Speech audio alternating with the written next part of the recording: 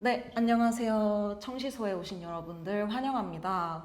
오늘은 오랜만에 저희가 네, 돌아왔어요. 맞아요. 네, 네. 오랜만에 6화 녹화로 돌아왔는데 이번에 6월 3일에 한국에 지방선거가 네, 있었죠. 맞습니다. 아무래도 가장 지금 핫한 이슈이기도 하고 해서 청시소 채널답게 한번 이번에는 지방선거에 대해서 얘기를 해보려고 합니다. 그래서 오늘 진 네. PD님과 함께 지방선거에 대해서 얘기를 해보려고 해요. 본격적인 시작 전에 여러분들께 이번 지방선거에 대한 전반적인 그 개요를 한번 설명해 드리겠습니다. 우선 이번 지선은 이재명 정부 출범 1년 만에 치러진 첫 전국 단위 선거였습니다. 민주당은 16개 광역단체장 선거 가운데 12곳에서 승리를 했고요. 특히 부산 같은 원래 전통적인 보수 강세 지역이었던 곳까지 가지고 오면서 굉장히 우세적인 그런 우세적으로 그 표를 가져오게 됐죠. 반면에 국민의힘은 서울, 대구, 경북, 경남 등 네 곳을 차지해서 이런 결과가 나오게 됐습니다. 그 중에서도 가장 관심이 집중됐던 서울시장 선거에서는 국힘 오세훈 후보가 정원호 후보를 0.6포인트 차이로 꺾으면서 아주 간발의 차이로 재선에 성공을 했어요. 여기에 대해서 진 PD님 혹시 어떻게 생각하시나요? 네, 이번에 당연하게도 민주당이 소위 말해서 압승을 했죠. 근데 이렇게 12대 4로 이기긴 했지만 민주당 입장에서는 어, 좀 뼈아픈 승리다 이렇게 얘기할 수 있을 것 같아요. 일단 서울시장 말씀하셨으니까 얘기를 들어보면 그동안의 여론조사에서는 사실상 정원호 후보가 이기는 걸로 항상 나왔어요. 오세훈 후보가 이긴다는 여론조사는 없었던 걸로 기억을 하고 실제로 출마 과정에서도 되게 좀 험난했잖아요. 오세훈 후보 그렇죠. 등록을 한 해 만에 이런 얘기도 있었고 그에 반해서 정원호 후보는 이제 대통령의 푸시를 확실히 받으면서 당내 경선에서도 승리를 하고 이제 일찌감치 자리를 잡아가면서 선거 운동을 했는데 그러면 이제 그 패배 이유를 이제 얘기를 해보자면 패배 이유를 들자면 사실 한도 끝도 없는데요. 일단 저는 좀 두 가지로 좀 추려를 봤어요. 네. 일단 첫 번째는 저희가 또 청년이니까 이 청년에서의 지지율이 좀 낮았다라는 거예요. 출구조사 결과를 봤을 때 소위 말하는 보수 강세, 보수가 좀 강한 이대남들, 2030 남자들 뿐만 아니라 2030 여자들까지도 이제 오세훈 후보를 지지하는 게 좀 도드라졌는데요.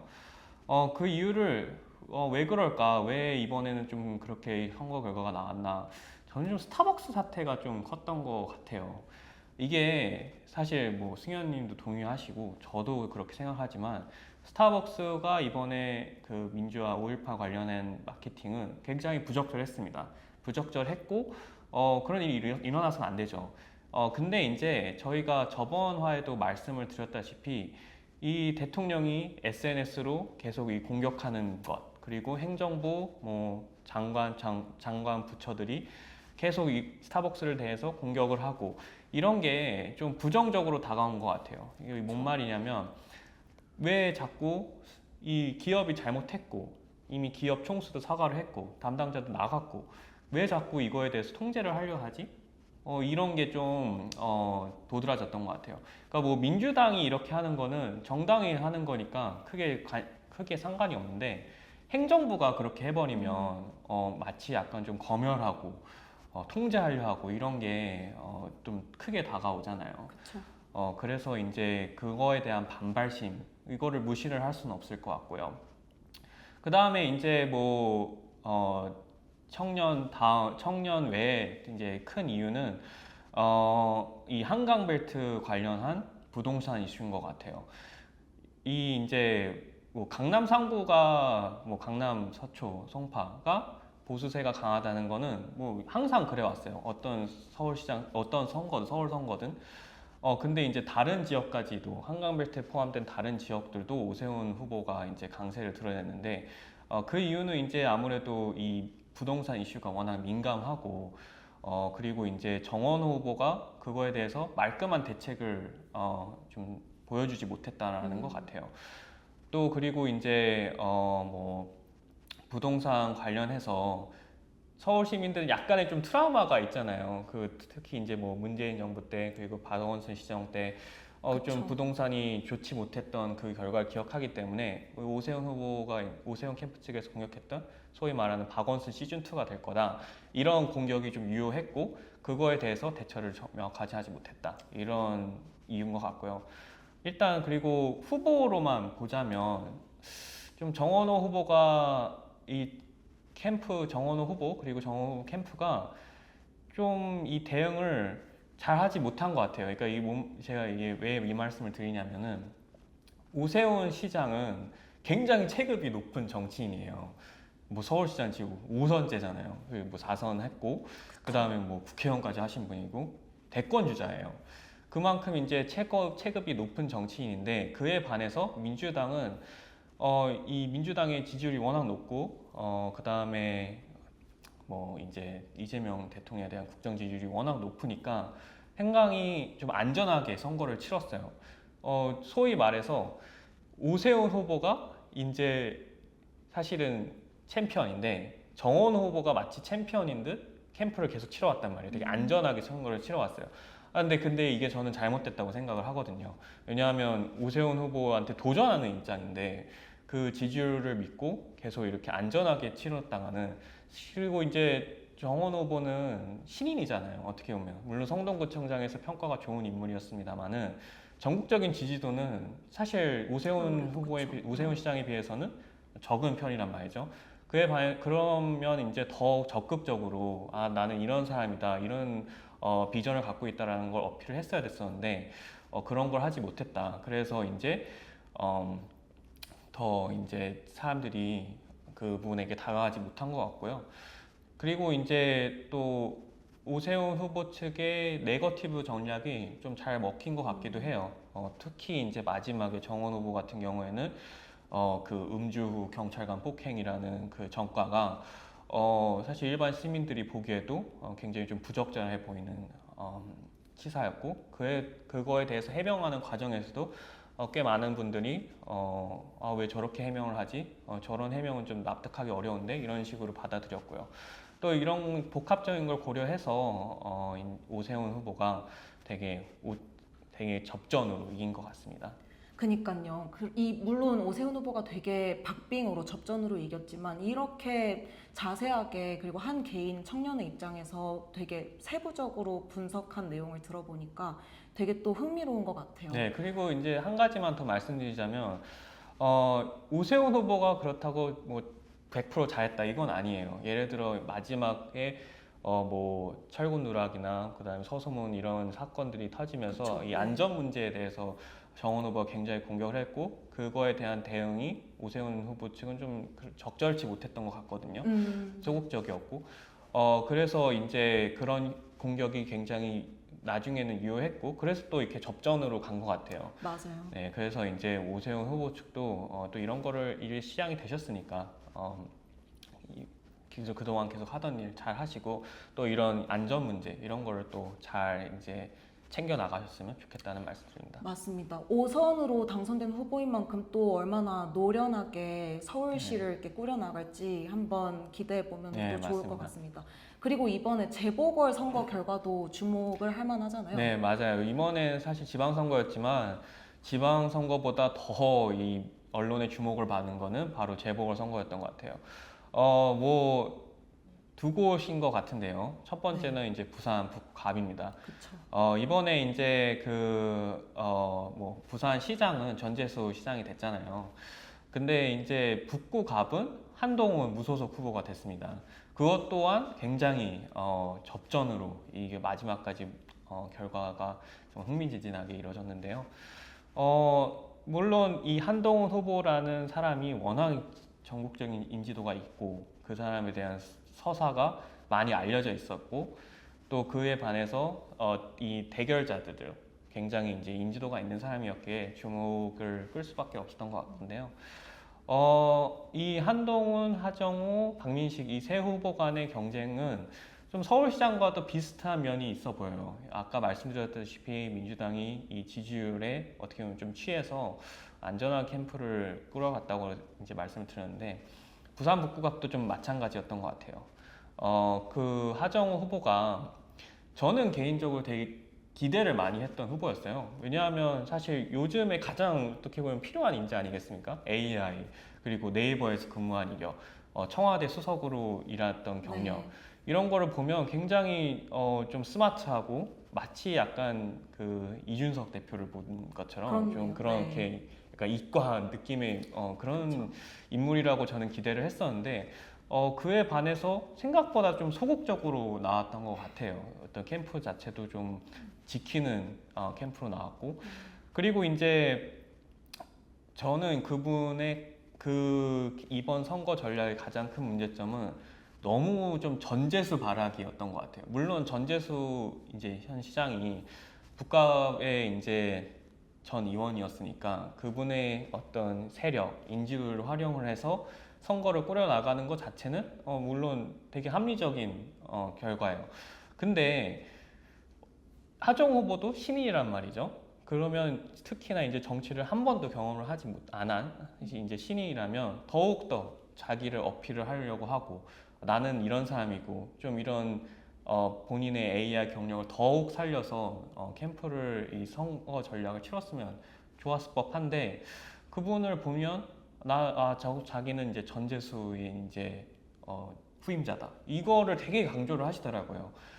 처음에만 좀 유효했지 그 이후부터는 그 사람의 어떤 면모가 그다지 보이지 않았다. 그에 반해서 한동훈 후보는 사실 좀 물론 인기가 많은 후보이기도 하지만 비호감도 그만큼 높은 후보고 그 다음에 이제 또 엘리트적인 좀 면모가 있고 이런 게 있는 바에 반해서 굉장히 일찍 부산을 내려갔고 그 다음에 이제 정말 그 바닥 민심을 정말 잘 훑은 것 같아요. 캠페인도 그런 거에 되게 집중을 한 모습이 보였고 일반 시민들한테 더욱더 내 자신을 낮추고 내려가고 열정적으로 간절히 캠프를 하는 모습이 되게 인상적이었고 그런 게 이제 이 어려운 구도 속에서 좀 유효하지 않았나 이런 생각을 하고요. 그 다음에 이제 그에 반해서 하정우 후보는 내려오자마자 논란이 생겼잖아요. 그 이제 구포시장에서 상인들과 악수를 하면서 손을 터는 모습.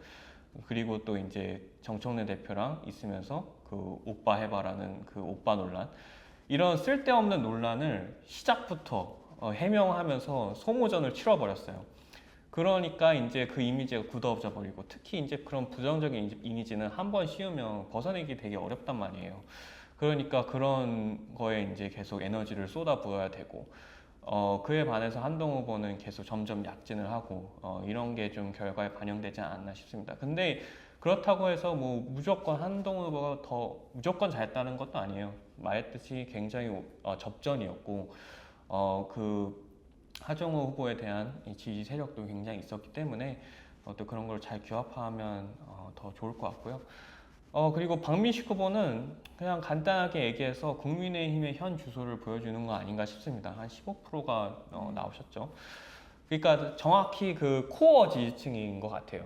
나는 민주당도 싫고 한동훈도 싫어. 한동훈은 배신자야 이런 생각을 하시는 분들이 한 15% 정도로 나타난 것 같고요.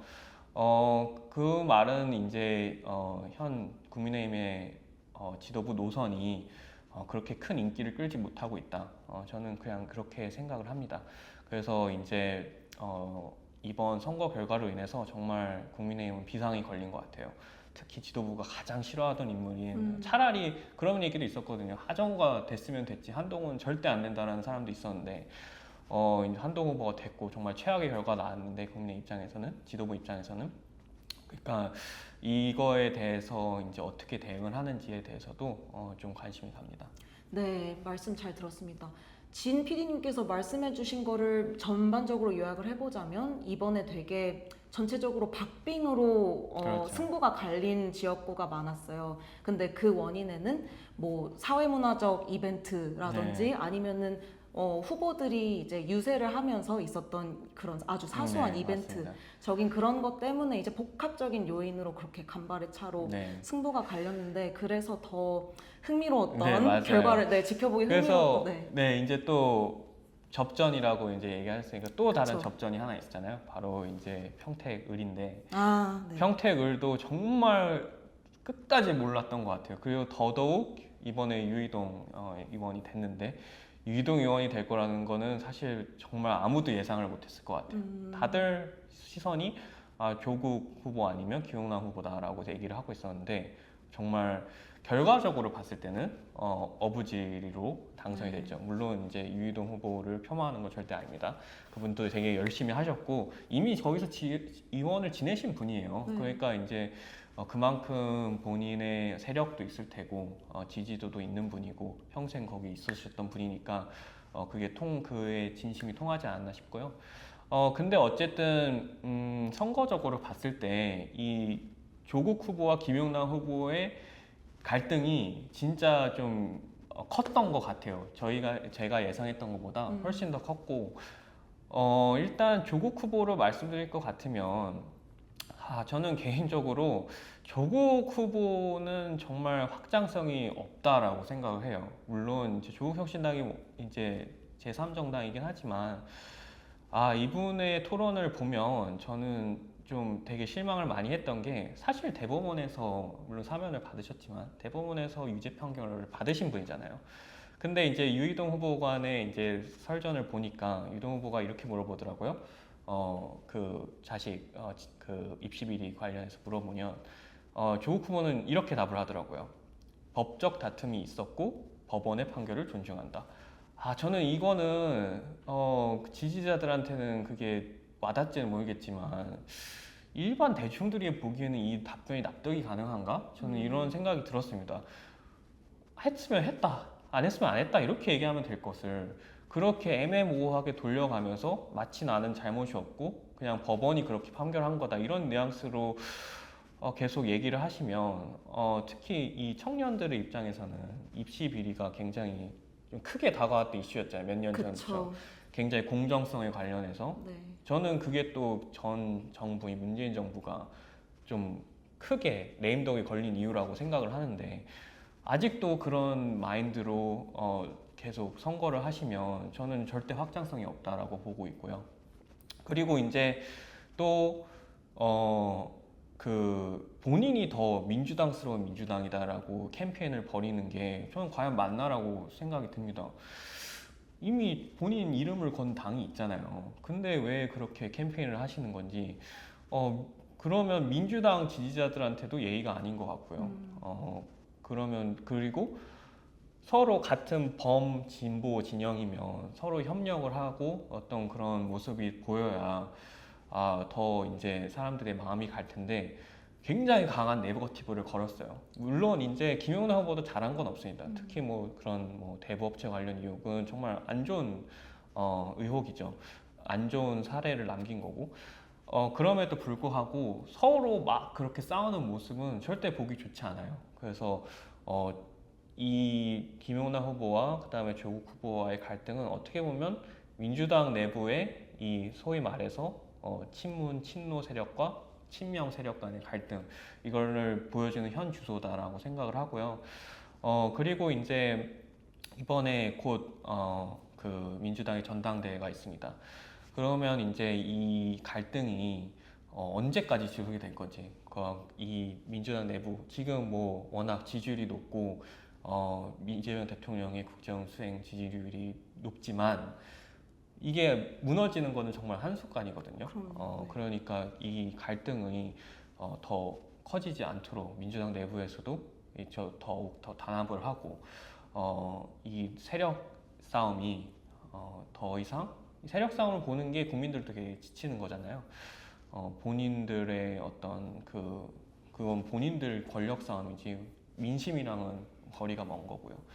그러니까 이제 그런 거 그리고 이제 또 한 가지 덧붙이면 계속 뭐 유시민, 김어준 이런 분들의 계속 언론 플레이 이런 것도 민주당한테는 좋지 않은 것 같거든요. 왜냐하면 계속 이뤄지면 부정적으로 보게 돼요. 쟤네 또 싸우네 이런 식으로. 왜냐하면 국민의힘이 또 그랬잖아요. 한동훈 대 장동연 이런 식으로 계속 싸운 게 이 결과가 이렇게 나오잖아요. 그래서 민주당도 물론 여당이고 지지율이 높지만 무너지는 거는 한순간이니 조심해서 단합을 하고 규합하는 모습을 보였으면 좋겠다 이런 생각이 듭니다. 맞습니다. 저도 이제 마무리를 해보자면 이번 선거는 결과가 어쨌든 민주당이 압승을 한 결과였는데 하지만 민주당은 너무 기고만장하지 않고 국힘은 반면에 조금 더 규합을 해서 한 번 더 내부 재건을 하는 계기를 거쳐서 한 번 더 발돋움하는 계기가 됐으면 좋겠습니다. 그러면은 오늘 청시소 6화 1부는 여기서 마쳐보도록 하겠고요. 6화 2부도 저희가 지방선거 내용으로 다뤄보려고 해요. 근데 2부에서는 조금 더 심층적으로 이번에 지선 내에서도 좀 핫한 이슈였던 투표용지 부족 사태에 대해서 네. 한번 다루어 보려고 합니다. 그러면은 지금까지 시청해주신 여러분들 감사합니다. 감사합니다.